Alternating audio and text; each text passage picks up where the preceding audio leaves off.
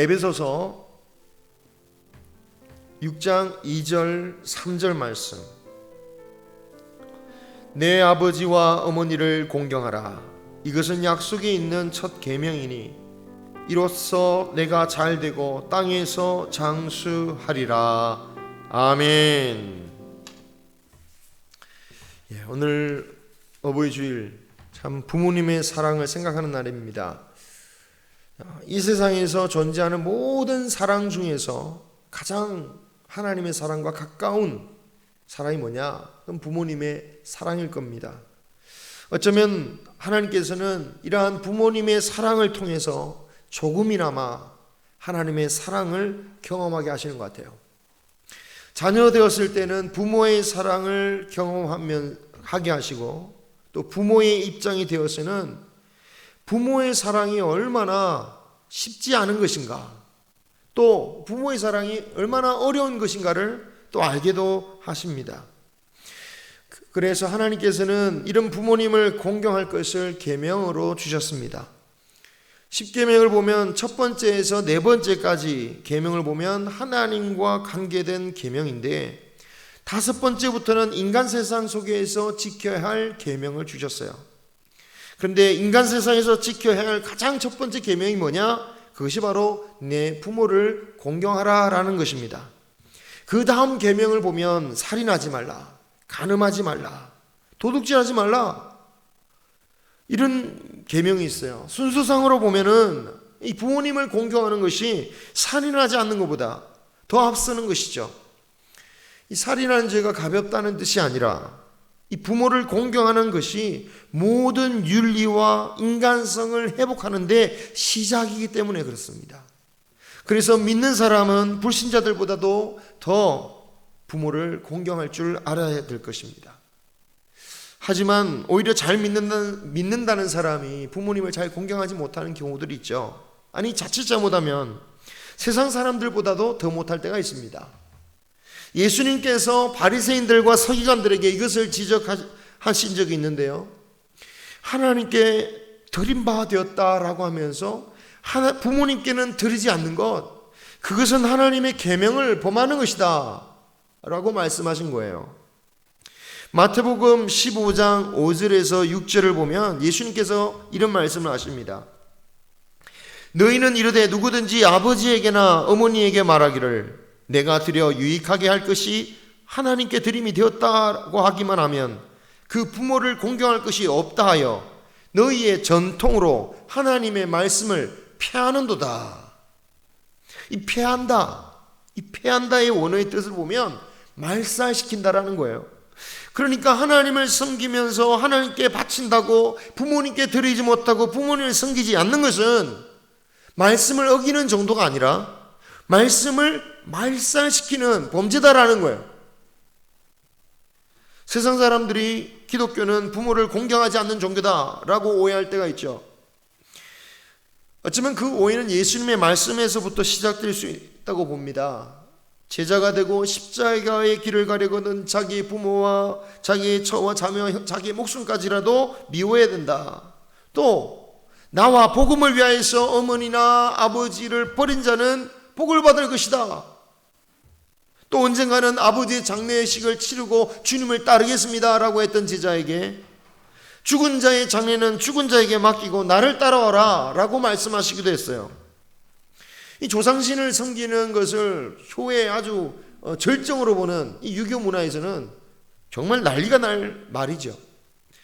분명 주님의 말씀의 핵심은 주님을 위해서 모든 것을 버려야 된다라는 것은 분명합니다. 하지만 그 말씀이 곧 그렇기 때문에 부모님을 공경하지 않아도 된다라는 말씀은 아니라는 거예요.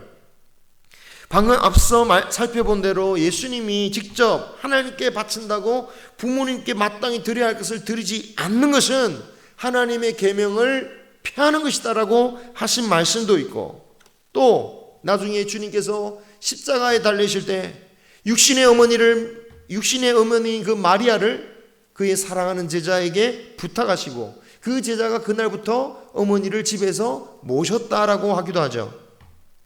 또한 복음을 위하여서 모든 것을 버렸던 바울도 오늘 에베소서의 말씀뿐만 아니라 디모데전서 5장 4절에서도 이렇게 가르칩니다. 만일 어떤 과부에게 자녀나 손자들이 있거든 그들로 먼저 자기 집에서 효를 행하여 부모에게 보답하기를 배우게 하라. 이것이 하나님 앞에 받으실 만한 것이니라. 아멘. 그리고 초대교회의 사역자들을 세울 때, 감독을 세울 때 불순종하는 일이 없는 믿는 자녀를 두어야 한다라고 자격 조건을 말씀하셨어요. 이렇게 사역자가 자녀로부터 공경함을 받는 자라고 한다면 당연히 그 사역자는 부모를 공경하는 것은 당연한 말씀이라고 할 수 있는 것이죠. 이렇듯이 성경은 하나님께 바쳐졌다라고 하는 사람들까지도 부모를 공경하여야 함에 있어서는 그 누구도 예외가 없다라고 말씀하고 있습니다. 그런데 오늘 말씀을 보면 이러한 부모님을 공경해야 할 당위성을 넘어서서 부모 공경이 인생의 복을 받는 비결이다라고 가르쳐주고 있어요.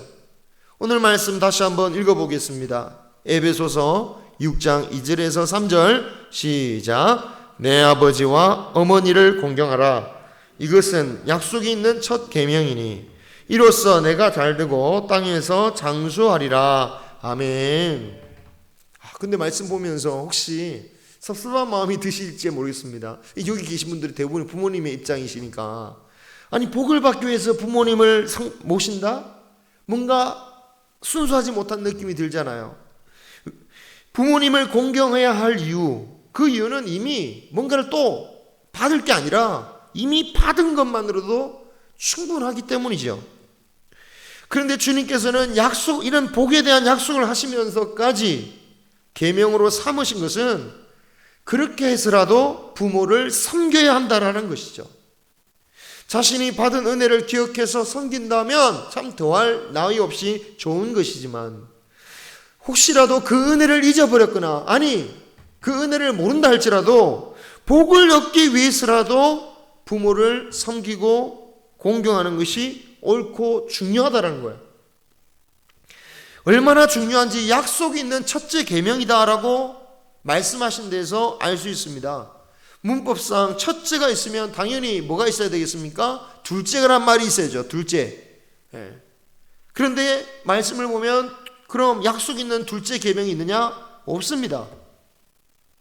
그러므로 첫째 계명이라고 말한 것은 단지 순서상 처음에 나오는 계명이란 말이 아니라 다른 모든 계명의 기본이 되는 것이고 가장 정말 중요하다라는 그 뜻을 말하고 있는 거죠. 이 계명을 이렇게까지 중요하게 여기시는 이유가 뭡니까? 그것은 무엇보다도 부모를 공경하지 않는 사람은 하나님을 공경하기 어렵기 때문입니다. 부모로부터 은혜를 잊어버렸다면 하나님으로부터 받은 은혜도 잊어버리기 쉬운 거죠. 보이는 부모님을 공경하지 않는 자가 어떻게 보이지 않으시는 하나님을 공경할 수 있겠습니까? 은혜 받고 보이는 부모님을 위해서 섬기지 않는 사람이 어떻게 나와 상관없고 다른 사람들, 다른 형제들을, 다른 성도들을 섬길 수 있고 주님의 일을 할 수 있겠습니까? 그래서 하나님은 이 마땅히 지켜야 할 이 계명의 복까지 약속하고 계시는 거죠. 비록 순수한 감사에서 비롯된 것이 아니고 내가 잘되고 내가 장수하고 싶은 그 이기적인 동기에서 시작했다 할지라도 이 말씀에 순종해서 공경하기만 하면 하나님께서 이 복을 주시겠다라고 약속을 하고 계시는 거예요. 주일학교에서 예배 시간에 늦지 않는 아이들에게 좀 더 스티커를 많이 줍니다. 지각하지 않으면 2장 주고 조금 늦게 오면 1장 줘요. 그리고 스티커가 어느 정도 채워지면 문화상품권을 줍니다. 솔직히 요즘 아이들은 이 문화상품권도 별로 관심이 없는 애들이 있어요. 막 놔두고 가고 막 그래요. 하지만 그래도 기왕에 올 때는 지각하지 않으려고 일찍 옵니다. 예배를 잘 드려야겠다. 하나님께 찬양을 해야겠다. 이런 마음보다는 상을 받아야겠다. 스티커를 채워야겠다라는 마음으로 오는 거죠. 하지만 저는 다 채워서 왔을 때 그 동기를 묻지 않습니다. 왜냐? 약속이니까 아이들에게 상을 주어야 하는 거죠. 사실 이런 물질적으로 보상하는 교육, 이건 이상적인 교육법이 아닙니다. 좋은 교육법은 아니죠. 감사나 진심이 아닌 욕심으로 움직이는 신앙이 되기 쉽습니다. 그래서 하나님께서는 다른 계명에 관해서는 복을 주시겠다라는 이런 약속을 하지 않으셨어요. 물론 복을 주시지만 약속을 하지는 않으셨다라는 거예요. 복을 받기 위해서 계명을 지킬 게 아니다라는 거예요. 복을 받기 위해서 안식일을 지키는 것이 아니라 하나님께서 주신 은혜를 알고, 하나님이 주신 은혜를 알기 때문에 하나님의 백성이니까 당연히 지켜야 한다라는 거예요. 하지만 부모를 공경하는 데 있어서만큼은 이렇게라도 명령하시는 거예요. 성경에는 하나님을 제대로 믿지 않은 것 같은 그런 이방 여자가 이 부모 공경 잘해서 위대한 축복을 받은 경우가 있습니다. 예전에 한번 설교했죠. 모압 여인 룻입니다. 제가 룻이 제대로 믿은 것 같지 않다라고 한 이유는요, 그녀가 일단 모압 여인이기도 하지만 그녀가 시집갔던 그 시댁조차도 사실 과연 신앙이 좋았을까? 고개를 갸우뚱거리게 만듭니다. 그녀의 시댁, 즉 나오미 가족을 말하죠. 이 나오미 가족은 이스라엘의 흉년이 들었을 때에 하나님께서 약속해서 땅을 버리고 모압 땅으로 갔어요. 그런데 그때가 언제냐면 이스라엘 백성들이 하나님의 약속을 받아서 가나안 땅을 쟁취하던 그 사사시대였어요. 사사시대. 그런데 그들은 그 약속의 그 땅을 지켜두고 차지해야 함에도 불구하고 오히려 그들은 약속의 땅을 두고 이방인들에게 간 거예요. 그래서 그런지 이 가정은 복을 받지 못하고 시아버지와 두 아들이 죽어서 이 시어머니도 가부가 되고 며느리들도 가부가 되는 이런 불행한 일이 발생하죠. 근데 그때 마침 이스라엘에 다시 곡식이 풍성해졌다라는 소식을 듣게 되고 나오미는 귀국하기로 결정합니다. 하지만 두 며느리를 데리고 가는 것이 옳지 않다라고 여겨서 두려고 해요. 왜냐하면 이스라엘 백성들이 달가워하지 않는 모압 여인이기도 했고 또 아직 한창 젊은 이 두 자부를 데리고 가면 그들의 인생이 고생할 게 뻔하기 때문입니다. 그래서 나오미는 이 두 며느리에게 고향에 남아서 새 남편 만나 새 출발해라 라고 말합니다. 여러분, 인간적으로 보면 이 나오미는 얼마나 좋은 시어머니입니까? 아무리 고향으로 돌아간다라고 하지만 가봤자 사실 누가 돌봐줄 사람이 없어요. 실제로 갔을 때도 룻이 돌봐줬지 누가 이렇게 적극적으로 나서서 도와준 사람은 없었습니다. 누가 도와줄 사람이 없어요. 그렇다면 젊은 두 며느리가 함께 간다는 게 얼마나 위안이 되겠습니까? 그래도 두 며느리를 생각해서 떠나보내는 거예요. 참 좋은 시어머니 같아요. 인간적으로는. 이 두 며느리들도 참 인성이 좋은 것 같습니다. 자기들의 고향을 떠나서 유다 땅으로 돌아가려는 그 어머니를 따라 나서는 거예요. 시어머니가 따라오지 말라고 극구 말리려도 그들은 계속 따라왔어요. 하지만 한사코 만류하는 바람에 한 며느리 오르바는 떠나갔고 룻만 끝까지 따라가게 되었어요. 시어머니 나오미의 입장에서는 어찌 보면 오르바에 대해서는 마음의 짐을 놓았을 거예요. 아, 그래, 잘 살겠지. 그래, 나 하고 있는 것보단 잘 살겠지. 하지만 끝까지 따라 나서는 룻을 보면서는 마음의 짐이 있었을 겁니다. 그런데 결과적으로 어떻게 됐습니까? 제 살 길을 찾아간 오르바는 어떻게 됐는지 전혀 알 길이 없죠. 하지만 룻은 보아스의 아내가 되고 오벳이라는 자식을 낳았고 그 오벳은 이새를 낳았고 이새는 다윗을 낳음으로 다윗의 정주 할머니가 되었습니다. 그리고 이스라엘은 다윗으로 인해서 이 이스라엘 역사상 최고의 전성기를 맞이하게 되었죠. 그런데 성경에 보면 이 룻과 다윗 사이에 이새도 있고 오벳도 있지만 이 이새나 오벳에 관한 이야기가 전혀 없어요. 오로지 다윗의 정주 할머니인 룻과 그리고 다윗의 이야기만 있어요. 이게 무슨 말입니까? 이런 다윗과 같은 위대한 인물이 나올 수 있게 된 영적인 배경이 뭐냐? 그곳에는 룻이 있다라는 거예요.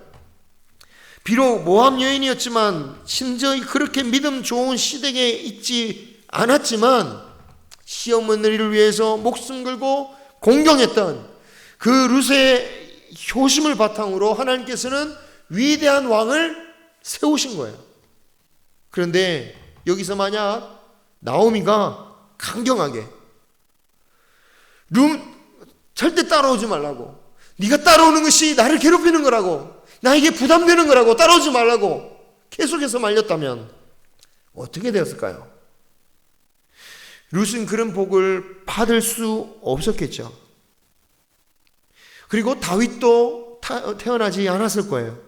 물론 하나님께서는 어떻게든지 다윗과 같은 사람을 세우셔서 하나님께서 이스라엘을 세우셨겠지만, 분명한 것은 그 영광이 룻의 가문 아닌 다른 사람의 후손의 것이 되었을 거예요.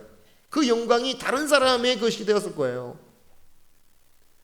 이것을 볼 때 여러분, 자녀들이 복을 받게 하기 위해서 무엇을 해야 됩니까? 복을 받게 하기 위해서라도 공경하는 것을 가르쳐야 된다라는 거예요. 예전에 어떤 사람이 자신의 늙은 노모를 버렸다는 뉴스가 나왔죠. 오래된 것 같지만 하여튼, 근데 그 노모가 경찰들이 자식인 이름 뭐냐고, 집이 어디냐고 아무리 물어도 치매 걸린 분도 아닌데 그 노모가 얘기를 하잖아요. 자기 자식을 생각해서, 자기를 버린 그 자식을 생각해서 자신의 아들의 이름도 말하지 않고 집도 얘기하지 않고 모른다라고만 하고 있는 거예요. 정말 가슴 아프도록 큰 부모의 사랑이지만 진정으로 자녀를 위한 길이 무엇일까요? 비록 부모 자신은 정말 사랑으로 희생하고 용서했다 할지라도 하나님께서 그런 자녀를 어떻게 하시겠습니까? 용서하지 않으시는 거예요. 그래서 부모된 성도는 자신의 감정보다도 이 하나님의 말씀을 의지하여서 자녀를 키워야 됩니다. 대부분의 부모님들이 자식에게 부담을 주기 싫어하죠. 특히 현대의 부모님들이 그렇습니다. 그래서 자녀에게 부담되지 않는 선에서 공경하라고 해요. 그런데 여러분, 공경하라는 뜻이 무엇이냐? 그 원어의 뜻을 보면 무겁다라는 뜻이에요. 무거운 거예요. 아무리 걱정 없이 살 만큼 부모님이 여유롭게 사신다라고 할지라도 부모님을 공경하는 것을 결코 가볍게 여길 문제가 아니다라는 거예요. 하물며 형편이 여의치 못하는 그 자녀들이라면 부모님을 섬기는 일이 정말 무거운 일이라고 할 수 있겠죠. 하지만 아무리 무거워도 이것은 피할 일이 아니다라는 거죠. 옛날 우리나라 고려시대에 나이든 부모님을 산에 버려두고 왔다는 이 고려장이라는 풍습이 있었다라고 말하는데, 하지만 역사학자들이 정말 그런가 해서 문헌을 살펴보니까 우리나라 역사 문헌에는 그런 기록이 전혀 없다라는 거죠. 다만 일본 고대 에도 시대 때에 그런 풍습이 있었다고 하는데, 우리나라의 이 고려장이란 말이란 것도 처음 기록되어서 나오는 걸 보면 일본 일제 강점기 때인 것을 보면 아마도 이것은 일본인들에 의해서 마치 우리 풍습처럼 이렇게 전달된 것이 아닌가 이렇게 추측을 하고 있답니다. 하지만 비록 풍습까지는 아닐지라도 부모를 방치하는 경우들은 종종 일어나는 일입니다. 우리나라의 복지가 참 상당한 수준이 되어서 벌써 한 10수년 전부터 홀로 사시는 어르신들 보면, 자녀가 없는 홀로 사시는 어르신들 보면 복지 혜택을 많이 받는 것을 보게 되었어요. 하지만 정말 힘들게 사시는 어르신들을 봤는데 그분들은 누구냐? 자식이 있는데 자식들이 방치하는 부모님들이에요. 자녀가 있으니까 정부가 혜택을 못 받는 거예요. 그리고 자녀도 봉양하지 않고 오히려 돈을 막 써버리고, 그래서 너무 비참하게 살아가는 분들을 저는 본 적이 있습니다. 또 어떤 경우는 자녀들끼리 서로 미뤄서 부모를 비참하게 만드는 경우도 있죠. 오빠가 더 많이 받았으니 오빠가 부담지라, 너희는 형제 아니냐, 함께 부담지자 라고 하면서 계속 이렇게 책임 전가를 하죠. 이런 것들이 하나님 보시기에 참으로 악한 것이다. 성도된 우리는 믿음이 있다면 부모님을 섬기는 무거움을 감당해야 합니다. 그리고 그렇게 가르쳐야 돼요. 신명기 27장 16절을 보면 같이 읽겠습니다. 없네요. 없네요. 그의 부모를 경홀히 여기는 자는 저주를 받을 것이라 할 것이요 모든 백성은 아멘 할지니라. 여기서 경홀히 여긴다라는 히브리의 원뜻이 뭐냐? 가볍게 여긴다는 뜻입니다. 부모님에 대해서 부담을 지지 않는 거죠. 그래서 부모님을 부담 없는 차원에서 모시려고 자꾸 부담을 벗어버리려고 하는 것, 이런 자들에 대해서 하나님은 저주를 받을 것이다라고 말씀하고 있습니다. 그리고 더 무서운 말씀은 백성들에게 뭐라 하라고 합니까? 너희들은 아멘해라.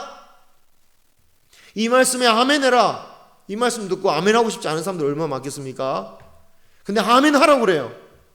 왜 그렇게 말씀하십니까? 말씀 듣고 그냥 지나가지 말라. 내가 분명히 말했다. 분명히 이대로 할 것이다 라고 선언하시는 거예요. 그러므로 성도된 부모는 이 자녀를 사랑한다고 자신이 희생하는 것만이 결코 최선이 아니라 하나님의 말씀에 근거를 해서 부모를 공경하기를 가르쳐야 한다는 거예요. 요즘 애완동물도 절대로 가벼운 마음으로 키우지 말라고 하죠. 올해 한번 참고하시기 바랍니다. 올해 2월부터는 마음에 안 들고 병들고 늙었다고 만약 애완동물 버렸다 그러면 300만 원 벌금에다가 전가 기록이 남는다고 합니다. 그리고 만약 동물을 죽음에 이르게 하는 학대 행위를 하면 3년 이하의 징역 그리고 최대 3천만 원 이하의 벌금을 물게 된대요. 이게 애완동물 보호법이에요. 이게 시행됐습니다. 그런데 이렇게 동물학대 방지법은 적극적인 반면에 불효 방지에 대해서는 정말 수동적이에요. 일단 불효 방지법이라는 자체가 없고 그에 비슷한 법이 하나 있는데 민법 556조입니다. 보면 이걸 보면 재산을 넘겨주었는데 만약 자식이 재산을 받고도 부양 의무를 지지 않는다 그러면 그 재산을 물려준 것을 해지한다, 취소한다 라는 거예요. 이것도 따져보면 실효성이 얼마나 있는지 모르겠지만 어쨌든 이 법이 제대로 된다고 할지라도 현지 법만으로는 물려줄 재산이 없는 그 부모는 보호받을 법조차 없는 거죠. 동물보호법도 생기는데 부모 공경에 대한 법이 없다. 참 아이러니한 상황이 발생하게 된 겁니다. 물론 부모의 복양 문제는 동물보호법보다는 훨씬 복잡한 경우들이고 사정들이 있기 때문에 쉽게 만들 수 없는 그런 이유들이 있긴 합니다. 하지만 결과적으로는 이 시대는 참 애완동물이 노부모보다는 더 보호를 받을 수 있는 그런 시대가 된 거예요. 하지만 하나님의 법을 따르는 우리 천국 백성, 우리는 마땅히 부모 공경을 믿음으로 해야 하고 그리고 그 약속하신 복을 받을 수 있어야겠습니다. 생각해보면 마땅히 해야 할 일에 대해서 복까지 약속하셨다면 그만큼 강조하셨는데 그럼에도 불구하고 그 말씀을 따르지 않는다면 그 죄가 얼마나 크겠습니까? 그래서 우리는 부모를 공경하는 법을 가르쳐야 합니다. 그것은 부모만이 아니라 자녀를 위해서도 필요한 것이죠. 오늘 주님의 말씀을 기억하면서 부모님이 아직 계신 분은 지금까지 해오신 대로 공경하시고 또 우리 자녀된 자들은 이 말씀을 지켜 공경하고 또 자녀들에게 이 말씀을 가르칠 수 있기를 바랍니다. 기도하겠습니다.